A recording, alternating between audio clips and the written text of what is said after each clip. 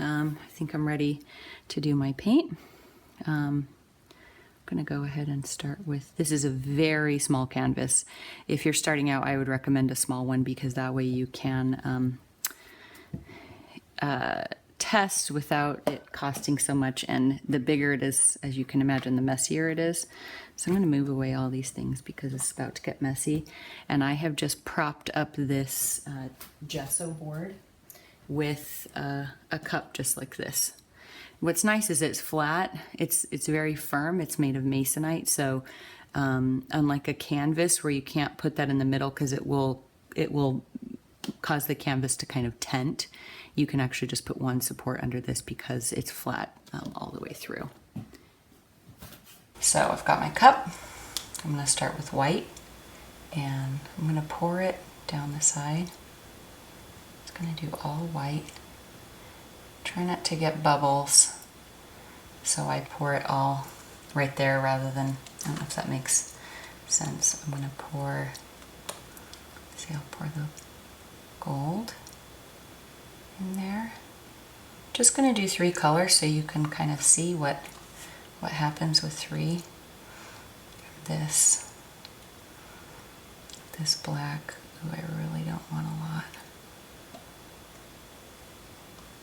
Okay. All right, so we take this board, flip it just like that. Ooh, it's sliding around. Oh man, I can already see the reaction going on. Okay, when I take this off, because it's really runny, it's just gonna go everywhere. Okay. Okay. I'm actually not gonna move it around. I'm gonna let it do its thing. And I'm gonna do some cells.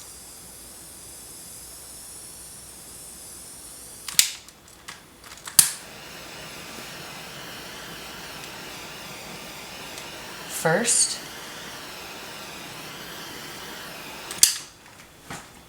and now I'm going to blow the paint around. Doing this will give me a little bit more control. I could tip it, but I kind of want to bring out some of that gold that's underneath and separate this black from white. You see how the black was so much heavier, how it has sunk down to the bottom? See, now I'm getting these really beautiful cells. I'm going to let some of those cells develop so I can see where they are. And by letting the cells, by starting with the cells, I can kind of manipulate them to make them bigger rather than manipulating it and then waiting for whatever cells to happen. So this is just a little bottle insert that I had, but I use it as my little straw. That way I can blow out the narrow end, or if I want a wider surface area, blow out the other end.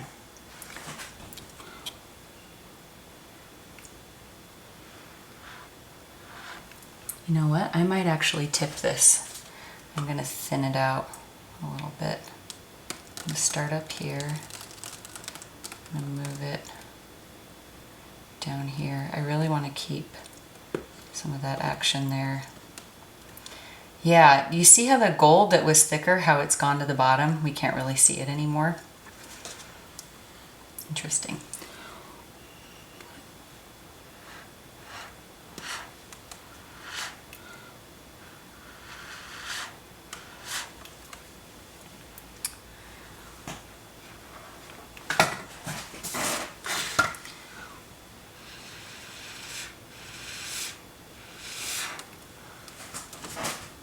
Yeah, see those cells that are happening? That's the silicone oil reacting. So this, if I were to do this differently, I would have made sure my paints were all the same consistency. Because right now, basically all we're seeing is white. I'm going to pour that off the edge.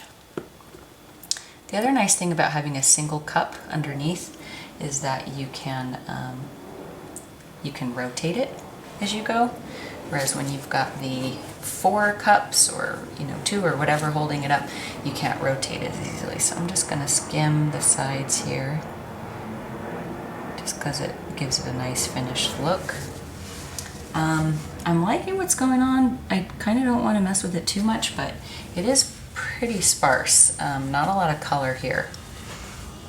because all that gold has gone down the bottom. So I'm going to blow it a little bit and see how that turns out. Okay.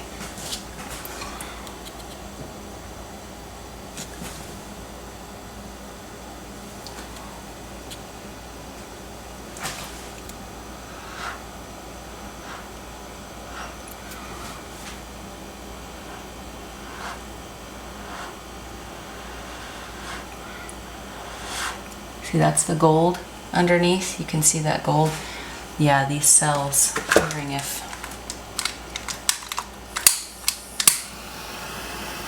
I can create any more cells by kind of heating this up.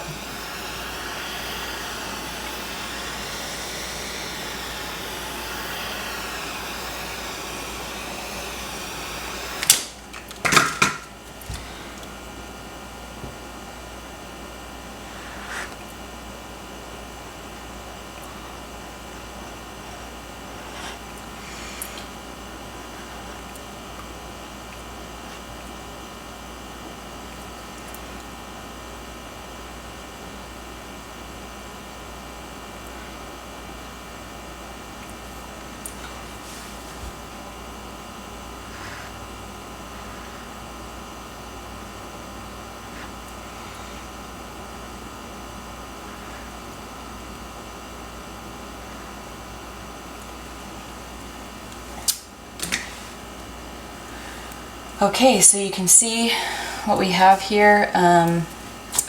It's pretty sparse. This almost just looks like a marble tile that you put like on your floor or something.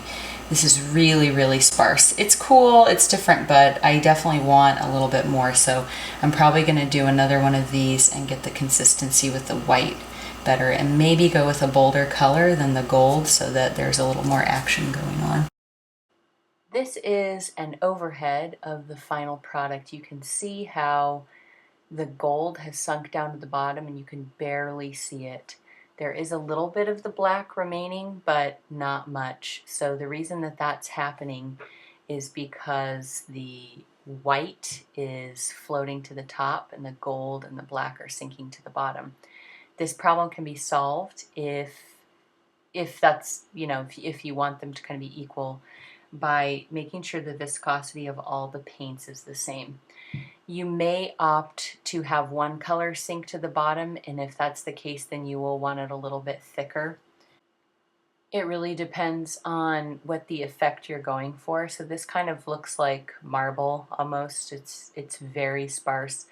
I like it. It's not too busy, but I probably would want a little bit more of the gold showing, just because I kind of feel like I wasted that paint. This shot is a little bit more detailed. You can see what's going on with some of the cells. That black and white have really mixed, so it's just pretty much gray, but there are some black outlines. Just know that with this particular medium, your colors are going to mix, so if you want to see what kind of effect you're going to get before you pour it on your canvas, you might want to mix two colors together and see if you like the result. I really like black and white hitting together, and I really like complementary colors hitting together, so a red and green when they mix, a blue and orange, and purple and yellow. Those two colors make some really beautiful brown colors as they hit one another. Thank you for watching this. I will continue to make new paintings, so you can subscribe to the channel if you want more, or just check back in whenever. Thanks again for watching.